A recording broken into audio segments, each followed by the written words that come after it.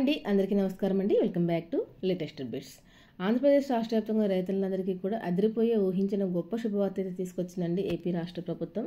మరి మనకి ఉగాది కానుకగా అన్నదాత సుఖీభవ పథకానికి సంబంధించిన నిధులను అయితే విడుదల చేయాలని చెప్పి నిర్ణయం తీసుకోవడం అయితే జరిగిందనమాట.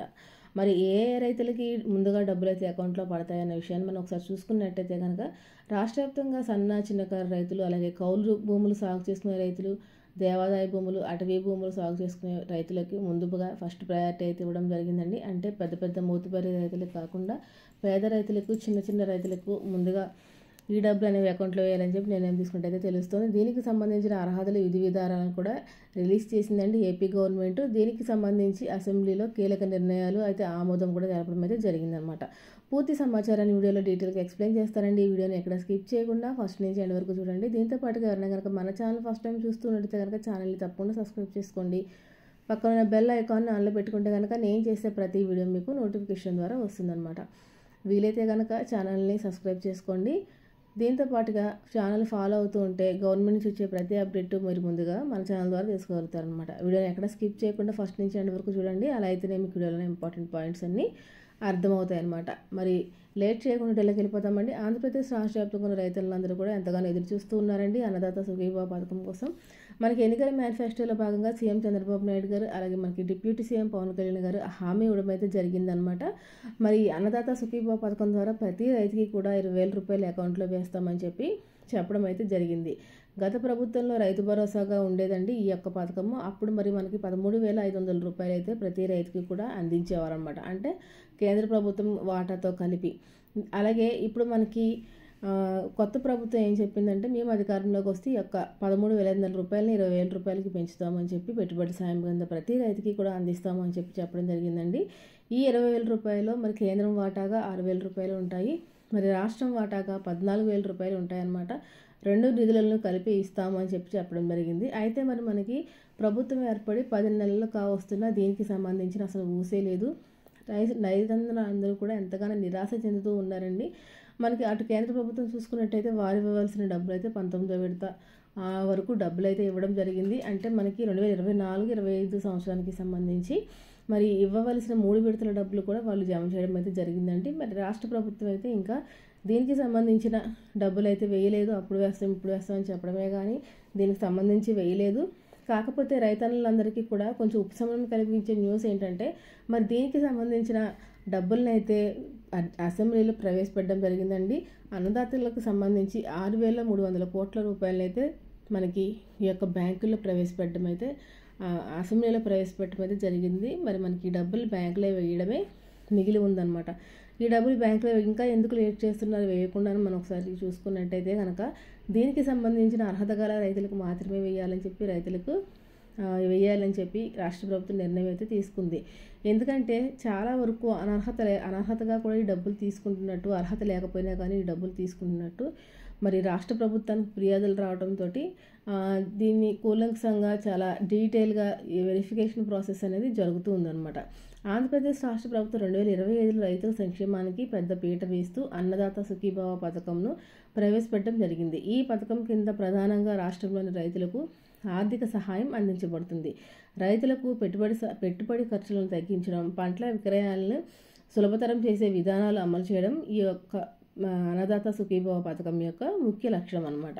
ఈ పథకం ద్వారా రైతులకు పెట్టుబడికి కావాల్సిన మొత్తాన్ని ప్రభుత్వం నేరుగా బ్యాంకు ఖాతాల్లో జమ చేస్తుంది. రైతుల యొక్క ఆర్థిక భద్రతను మెరుగుపరచడం, రైతులు నష్టపోకుండా పంటలు వేసే నాటికి అవసరమైన పెట్టుబడి సాయం అందించడం, వ్యవసాయ ఉత్పత్తులు మెరుగుపరిచి దేశీయ మరియు అంతర్జాతీయ మార్కెట్లలో పోటీ యొక్క శక్తి పెంచడం, రైతుల రుణభారాన్ని తగ్గించడం, వ్యవసాయ ఉత్పత్తులను కనీస మద్దతు ధర కల్పించడంలో ప్రభుత్వ భాగస్వామ్యాన్ని పెంచడం ఈ యొక్క పథకం యొక్క ముఖ్య లక్షణాలండి. మరి రైతులకి ఒకసారి అన్నదాత సుఖీభవ పథకానికి సంబంధించి మరి అర్హతలు కనుక మనం చూసుకున్నట్టయితే, రైతులు అన్నదాత సుఖీభవ పథకానికి అర్హత పొందడానికి రైతులు 18 సంవత్సరములు నిండిన భారతీయ పౌరులే ఉండాలి. ఈ పథకం కింద రైతులకు వారి భూమి వివరాల ఆధారంగా ఆర్థిక సహాయం అందించబడుతుంది. భూమి వివరాలు రైతు భవిష్యత్ ఆధారంగా నమోదు చేయాలండి. పథకంలో పొందిన సాయం నేరుగా బ్యాంకుల ఖాతాల్లోకి జమ అవుతుంది కాబట్టి రైతులు తమ ఆధార్ కార్డు నెంబర్ను బ్యాంకు ఖాతాకు అనుసంధానం చేసుకోవాలి. ప్రతి రైతుకు కూడా కుటుంబానికి 20,000 రూపాయల వరకు ఆర్థిక సహాయం అందజేస్తారండి ఈ పథకం ద్వారా. రైతులకు ఈ సాయం నేరుగా వారి బ్యాంకుల యొక్క ఖాతాలలో ప్రభుత్వం జమ చేస్తుంది.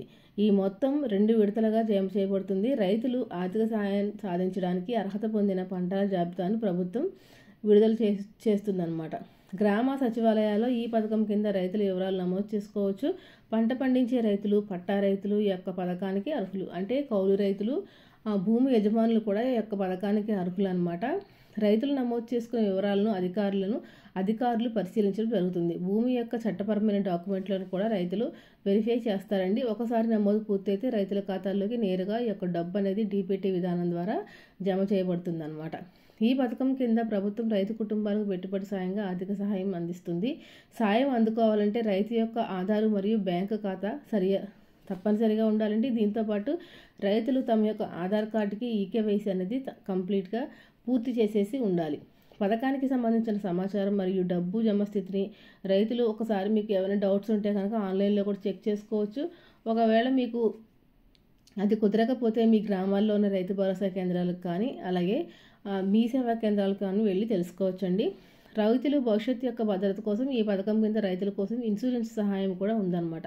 పంటలు నష్టపోతే ఆ పంట నష్టానికి కానీ రైతులకు రక్షణ ఇన్సూరెన్స్ ద్వారా అందించబడుతుంది. అంటే మీరు మీ యొక్క పంటలకు ఏమైనా ఇబ్బంది కలిగినప్పుడు, సరైన ధర రాకపోయినా, సరైన పంటలు సరిగా పండకపోయినా, పంటలకు నష్టం వచ్చిన ప్రకృతుల వల్ల ఈ క్రాప్లో నమోదు చేయించుకున్నట్టయితే కనుక మీ యొక్క పంటలకు నష్టపరిహారం కూడా తక్షణమే అందించబడుతుందండి. మరి రైతుల సకాలంలో సమాచారాన్ని అందించడం, ఆన్లైన్ల ద్వారా సాయం అనుసరించడం వంటివి చూసుకోవాలంటే కనుక మీరు స్మార్ట్ ఫోన్ ద్వారా కూడా రైతుల యొక్క స్థితిని మీరు ఎప్పటికప్పుడు తెలుసుకుంటూ ఉండొచ్చండి. రైతులు తమ పాఠశాలలో లేదా గ్రామ సచివాలయాల అధికారుల ద్వారా ఈ యొక్క పథకానికి సంబంధించిన పూర్తి వివరాలను తెలుసుకోవచ్చు. రైతులు తమ ఆధారు మరియు భూమి వివరాలతో గ్రామ సచివాలయాలను సంప్రదించాలి. పథకంలో అర్హత పొందిన రైతులు వారి ఖాతాలో డబ్బులు జమ విషయాన్ని సాంకేతిక ద్వారా నిర్ధారించుకోవచ్చు. ప్రభుత్వం పంటకు కనీస మద్దతు ధరను ఇచ్చే విధానాన్ని కూడా అమలు చేస్తోంది. రైతుల భద్రత కోసం పంటల బీమా పథకం ద్వారా పంట నష్టాన్ని తగ్గించేందుకు చర్యలు తీసుకుంటుంది. ప్రభుత్వం రైతులకు బీమా సబ్సిడీలు, రుణమాఫీ వంటి అదనపు సహాయాలను కూడా అందిస్తోందండి. ఈ పథకం ద్వారా రైతులు ఆర్థికంగా స్వయం సమృద్ధి పొందగలుగుతారు. పెట్టుబడి ఖర్చులను తగ్గించడం వల్ల రైతుల ఉత్పత్తి సామర్థ్యం కూడా పెరుగుతుంది. వ్యవసాయ రంగం నాణ్యమైన పంటలను ఉత్పత్తి చేయడం వల్ల దేశీయంగా మరియు అంతర్జాతీయంగా పోటీ సామర్థ్యం కూడా పెరగడం జరుగుతుందండి. అన్నదాత సుఖీభావ పథకం సాంకేతిక పరిజ్ఞానాన్ని ప్రధానంగా ఆధారపడి పనిచేస్తుంది.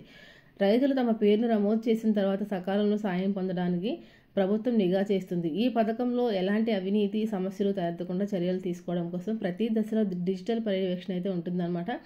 ఈ పథకం కింద ప్రతి రైతుకి కూడా ఏడాదికి కనీసం 20,000 రూపాయల వరకు పెట్టుబడి సాయం పొందవచ్చండి.